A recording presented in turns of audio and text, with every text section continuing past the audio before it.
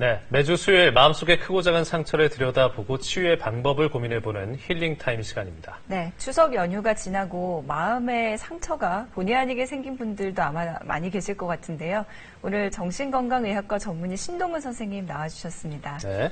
안녕하세요. 안녕하세요. 신동근입니다. 네. 자, 이제 그 명절에 보통 이렇게 마음의 상처를 입은 분들이 많이 계신 것 같아요. 네, 실제로 많이 있습니다. 오늘은 명절 축제인가 갈등인가라는 주제로 얘기를 좀 해보려고 합니다. 네. 사실 명절 하면 떠오르는 이미지가 있지 않습니까? 가족들이 오손도손 모여서 이렇게 화기애애한 그런 분위기를 떠올리기도 하는데요. 어떤 사람들에게는 명절이 큰 스트레스가 되기도 합니다. 네. 예를 들어서 뭐 취직을 못했거나 결혼을 못한 사람이 고향에 가는 게 좀 부담스러운 경우도 있고요.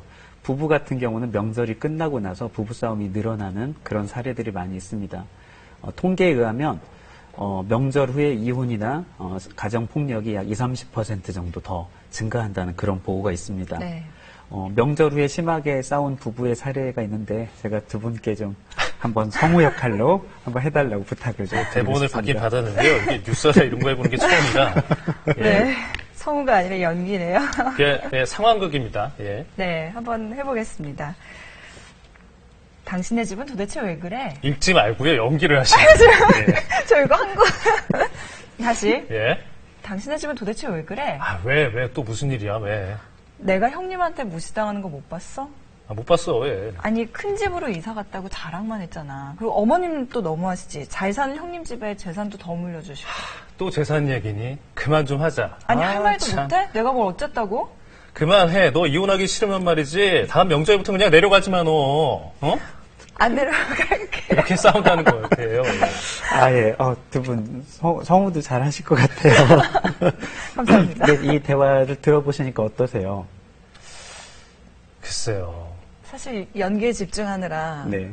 그런 생각 많이 못 해봤는데. 근데 사실 그렇게 큰 문제는 아닌 것 같은데. 네, 처음에는 예, 작게 근데 출발했어요. 이게 나중에 가면 굉장히 큰 싸움이 되고 예. 이러다가 정말 뭐 이혼까지 가네 마네 이런 식으로 되는 경우가 많다는 거예요. 그래서 이제 이 부부가 명절엔 싸움이 훨씬 커지는 그런 이유들이 있거든요. 이유가 뭘까요? 예, 제가 그 이유를 좀 설명을 해드릴게요. 네. 첫째는 가족과 관련된 이유가 있습니다. 가족은 나의 뿌리가 되는 가장 가까운 존재이기도 하지만 뿌리 깊은 갈등이 존재하는 그런 관계이기도 합니다. 그래서 가족에 대해서 비난하는 것은 곧 나 자신을 근본적으로 비난하는 것으로 느껴집니다. 또 가족 문제는 깊은 감정이 실려있기 때문에 더욱 예민해질 수가 있습니다. 위 사례에서 보면 부모가 좀 더 자식을 편애하거나 유산 문제 같은 것이 바로 그런 가족의 갈등 중에 하나라고 할 수 있습니다. 네. 두 번째는 가족 문제는 해결할 수 없는 구조이기 때문에 더 복잡합니다. 여러 사람이 얽혀있고 오래 지속된 관계이다 보니까 대부분 변화가 어렵죠. 우리가 부모나 뭐 동서를 바꾸거나 그럴 수는 없지 않습니까? 그렇죠. 그래서 근본적으로 해결이 되지 않는 그런 구조라서 더 어려운 경우입니다. 세 번째는요. 여러 사람이 모여서 있다 보면 서로 비교하고 그 과정에서 상대적인 박탈감을 느낀다는 것입니다. 형제 간에도 연봉이나 경제적 상황, 집의 평수, 차의 종류가 다릅니다. 아이들의 성적도 다르죠. 이런 점을 은근히 비교하면서 스트레스를 받게 됩니다. 위 사례에서는 집의 평수를 비교하는 것처럼 말이죠. 또 남자와 여자가 양쪽 집안을 서로 비교하면서 뭐 서로 어디에 더 방문했네, 용돈을 더 줬네 이런 걸 가지고 서운함을 넘어서 큰 싸움이 되기도 합니다. 네 번째는요. 남녀의 대화 방식의 차이로 인해서 갈등이 결국 폭발하게 되는 경우가 많은데요. 여성은 관계지향적인 사고를 하기 때문에 자신의 감정을 나누려고 합니다. 반면 남성은 목적지향적이고 매사를 해결하려는 그런 사고를 가지고 있어서 문제가 커집니다. 위 사례에서 보면 부인은 힘들었다고 넋두리를 하고 싶은 것인데 남편은 해결책을 제시하죠. 이혼을 하든지 명절에 내려가지 말든지 이런 식의 해결책을 내놓고 있지 않습니까? 사실 여자는 그럼 더 상처받을 것 같아요. 그렇죠. 그럼 제가 어떻게 말을 했어야 되나요?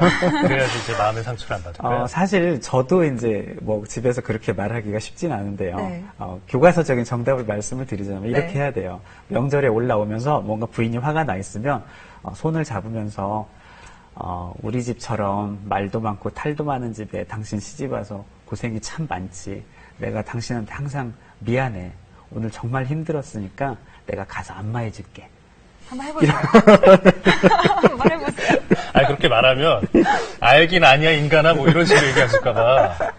뭐 그렇게 얘기하겠지만 그래도 사실 상당히 많이 풀리고 위로가 된다는 거예요. 예. 아니 정말 근데 그렇게 얘기를 하면 싸움이 아예 안 될 것 같아요. 네네, 그렇습니다. 그래서 여자 싸움이 입장에서. 되려고 하다가도 사실은 부인이 이제 뭔가 위로를 바랬고 자기 이야기를 들어달라고 한 거잖아요. 그러니까 그걸 들어주고 미안하다고 하는 사람한테 더 크게 화내는 게 사실 어렵습니다. 예. 조금 더 당부하고 싶은 얘기도 있는데요. 집안 문제라는 게 굉장히 예민합니다. 그러니까 서로 좀 조심하고 자극하지 않도록 하는 게 중요하겠고요. 평소에 양쪽 집에 차별을 하지 않도록 노력도 했으면 좋겠습니다. 그리고 제가 좀 전에 이제 남편 역할 하는 분도 봤겠지만 네. 남편분들에게 특별히 부탁하고 싶은 게 있는데요. 여자들은 감정을 알아달라고 하는 경우가 많기 때문에 그 말을 듣고 뭔가 해결해야지 이렇게 하지 말고 무조건 편을 들어주고 호응을 한번 해줘 보세요. 부인이 말을 하면 그랬어? 진짜? 뭐라고 우리 자기를 무시했다고?